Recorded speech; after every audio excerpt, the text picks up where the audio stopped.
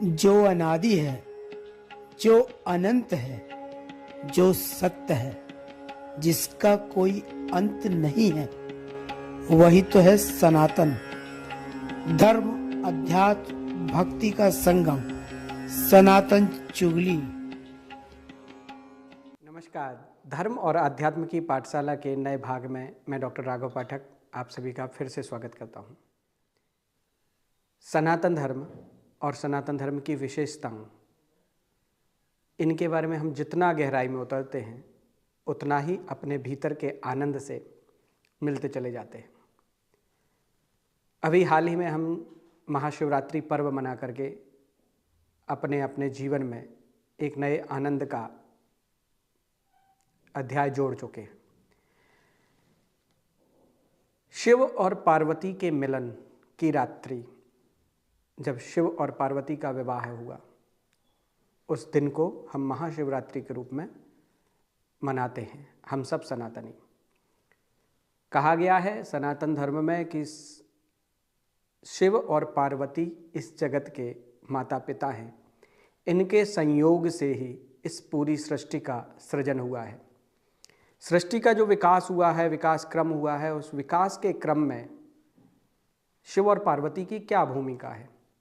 एक तरफ जब हम बहुत गहराई से शिव तत्व को समझते हैं, शिव तत्व के बारे में अनेक मनीषियों ने अलग अलग व्याख्या दी हुई है। कोई कहता है शिव तत्व की जो व्युत्पत्ति हुई है वो शव में शक्ति की मात्रा, ई की मात्रा मिल जाने से शिव शब्द की उत्पत्ति हुई है। शव यानी कि निर्जीव शरीर और उसमें प्राण रूप आत्मा, शक्ति स्वरूपा आत्मा जब आकर के मिल जाती है तब शिव का स्वरूप धारण करती है। माना यहाँ पर हमें समझने की ज़रूरत है, जो यह देह है, इस देह के अंदर विद्यमान आत्मा है, जब इन दोनों का युग्मन हुआ तब शिव स्वरूप हमारा जीवन गतिमान है। वहीं बहुत गहराई में अध्ययन करने पर आया कि शिव शब्द की जो उत्पत्ति हुई है, व्यतिक्रम में देखा जाए या उल्टे क्रम में देखा जाए तो वश धातु से शिव शब्द का निर्माण हुआ है। वश धातु का अर्थ होता है प्रकाशित, जो सदैव प्रकाशित है, जो सदैव प्रकाशमान है, जिसमें सदैव एक ऐसा प्रकाश पुंज है जो स्वयं से प्रकाशित है। यानी कि जो चेतना, जो जीव अपने स्वयं के प्रकाश से सदैव प्रकाशित है, वो शिव है। ब्रह्मांड की ऊर्जा जब पिंड में आकर के मिलती है और उस पिंड से जब ब्रह्मांडीय ऊर्जा पूर्ण रूप में प्रकट होती है, तब शिवत्व का एहसास हम सभी को अपने जीवन में होता है। बात आती है कि शिव और शक्ति से जब इस संसार का सृजन हुआ तो क्या उस क्रीड़ा, जिस क्रीड़ा को हम सब काम क्रीड़ा कहते हैं, शिव और शक्ति के बीच में हुआ। यहाँ पर बहुत गहराई से ये बात समझने वाली है। जब हम गहराई में उतरते हैं, ऊर्ध्वरेता योग की भाषा में कहा जाता है जब हम अपनी ऊर्जा को, काम ऊर्जा को ऊपर की तरफ लेके जाने लगते हैं। शिव को महायोगी के रूप में चिन्हित किया गया है। तो क्या शिव ने काम क्रीड़ा की, उसके बाद इस सृष्टि का सृजन हुआ? जब आप गहराई में उतरेंगे तो आपको पता चलेगा, जब हम अपनी काम ऊर्जा को रोकते हैं और रूपांतरित करते चले जाते हैं, ऊपर की तरफ लेते जाते हैं, तो हमें शायद उस क्रिया का एहसास नहीं होता है, या उस क्रिया में प्रवेश करने की चेष्टा या उसकी भूख या उसकी इच्छा ही जागृत नहीं होती है, जिस क्रिया के पीछे ये पूरा शरीर, पूरा संसार गतिमान है। आज के युग में जो सबसे बड़ी भ्रांति या बहुत सबसे बड़ा जो भ्रम की स्थिति निर्मित हो रही है, वो हो रही हैं यौन क्रिया के पीछे इस संसार की पूरी भागदौड़। शिव शक्ति को यहाँ पर तंत्र शास्त्र का या घोर शास्त्र का देवता माना गया है, और तंत्र शास्त्र में रति क्रिया यानी कि यौन क्रिया के बारे में बहुत गहराई से वर्णन किया गया है। महाशिवरात्रि पर्व जब हम मनाते हैं तो वर्तमान युग में अगर हम देखें तो जब किसी के आजकल के संतान उत्पन्न करने की दिशा में जब हम जाते हैं, तो क्या किसी के वीर्य में वो ताकत बची है, आज के वीर्य में, आज के पुरुषों के वीर्य में वो ताकत बची है कि संतान उत्पन्न कर पाएँ, या उस प्रकार की चेतनाएँ हम इस जमीन पर आमंत्रित कर पाएँ जिस प्रकार की चेतनाओं से सनातन का विकास हुआ है, इस सनातन सभ्यता का विकास हुआ है? कहीं ना कहीं यह बात सोचने वाली है। यहाँ पर जो कहा गया है, संसार का जो सृजन है, उस सृजन में शिव का ओज इतना होता था कि उनको क्रिया की आवश्यकता ही नहीं पड़ती थी। वो किसी की तरफ अगर भरपूर दृष्टि से देख बस लें, दृष्टिपात बस कर दें, तो भी संतत्व की प्राप्ति हो जाती थी।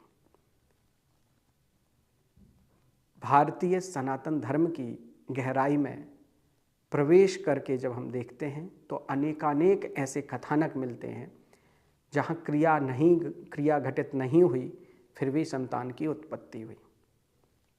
वो ओज का जो संचालन होता था, वो शिवत्व का, वो ब्रह्मांडीय ऊर्जा का जो पिंड में रूपांतरित करके संचालन होता था, और उस ओज से जब स्त्रियां गर्भ धारण करती थीं तो वह ऐसी चेतनाओं को जन्म देती थीं जो इस संसार में नए आयाम स्थापित करती थीं। कलयुग के इस चरम पर हम सभी की ऊर्जा कहीं ना कहीं दिग्भ्रमित है। हम सभी कहीं ना कहीं योग की तरफ से भोग की तरफ जाने लगे हैं। हमने सांसारिक उपलब्धियों को अपना लक्ष्य बना करके रखा हुआ है, तो आध्यात्मिक चेतनाएं कहीं ना कहीं दूर जाती रहती हैं।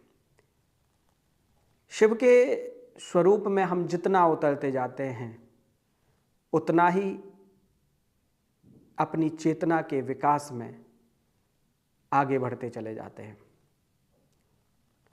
कहा गया है कहीं कि ज्ञानम इच्छेत सदाशिवात् और मोक्षम इच्छेत जनार्दनात्। अगर ज्ञान की, परम ज्ञान की इच्छा है तो सदाशिव का स्मरण करें, और अगर मोक्ष की इच्छा है तो जनार्दन यानी कि भगवान विष्णु के विभिन्न अवतारों का अनुसरण करें, उनकी उपासना करें। महाशिवरात्रि पर्व दैहिक रूप से शिव और पार्वती का मिलन ना हो करके आध्यात्मिक रूप से शिव की उस चेतना का जागरण है जो हमें लोक से परलोक की यात्रा कराते हुए या भौतिक जगत से आध्यात्मिक जगत की उन्नति में सहायता करती है। इस पर्व को सिर्फ दैहिक रूप से शिव और पार्वती के युग्मन के रूप में ना देखते हुए हम आध्यात्मिक रूप से इस पिंड के ब्रह्मांडीय ऊर्जा में विलय के रूप में हम देखेंगे तो कहीं बहुत हद तक हमको लाभ मिलेगा। साथ ही साथ एक मेरा निवेदन, एक चिकित्सक के रूप में, एक डॉक्टर के रूप में, वर्तमान समय के जो अधिकांश अपराध हैं, उन अपराधों की गहराई में कहीं ना कहीं वजह अनियंत्रित यौन इच्छा है। आए दिन आप किसी का मोबाइल टटोलेंगे, किसी की आईडी में प्रवेश करेंगे या किसी की फेसबुक, किसी की सोशल मीडिया में एंट्री करेंगे तो आपको ऐसा कंटेंट मिल जाएगा, ऐसा डाटा मिल जाएगा जिसमें सिर्फ पॉर्न वीडियोस या अश्लीलता, दैहिक क्रिया जिसको हम सीधा बोलते हैं, यौन क्रिया से संबंधित वीडियोस और कंटेंट आपको मिलेंगे। हमारी मनः स्थिति, हमारी इच्छाएं उस दिशा में जाने लगी हैं जिस दिशा में हमको सोचने की बजाय एक नैसर्गिक रूप से घटित होने वाली क्रिया को हमने अपना लक्ष्य बना दिया। यह नैसर्गिक रूप से घटित होने वाली क्रिया है।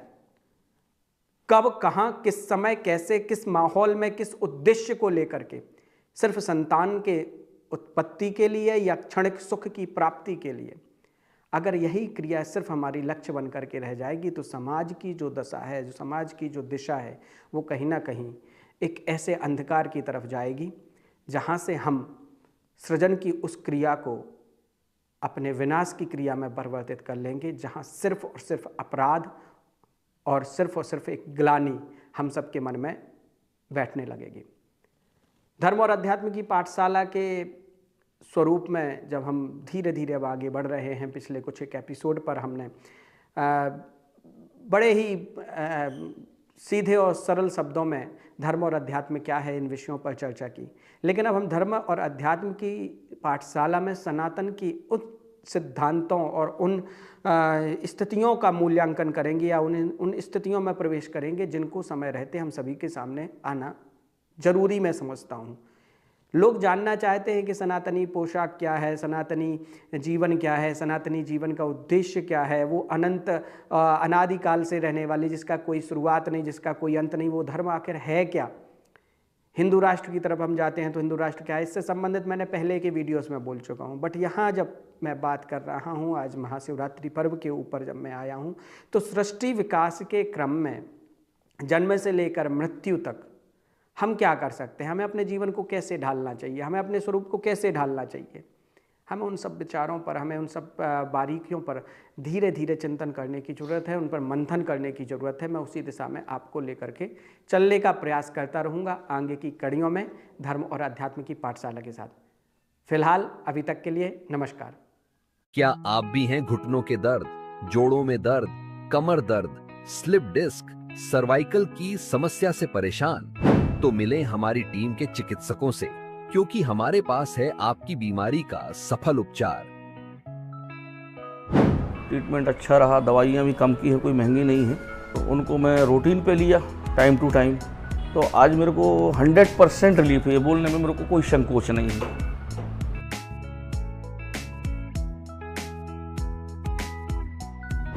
डॉक्टर साहब के यहाँ आने पे भी मेरे को अच्छा लगता है कि एक जगह हमको उम्मीद मिल गई है कि 1000 जगह भटकने के बाद आदमी को समझ में आता है कि नहीं यार अब कहाँ जाएं। फिर अब समझ में आता है कि नहीं यहाँ यहीं आओ, अब जो करना है, क्योंकि इलाज यहीं पे है। ज़्यादा ही आराम है, हम बिल्कुल रो रहे थे, रात न दिन हमारी नींद न लगती, रोकती हम ही की मारे, पावन के मारे। अपॉइंटमेंट बुक करने के लिए दिए गए नंबरों पर संपर्क करें या विजिट करें हमारे वेबसाइट www.drpathak.holisticcure.com पर।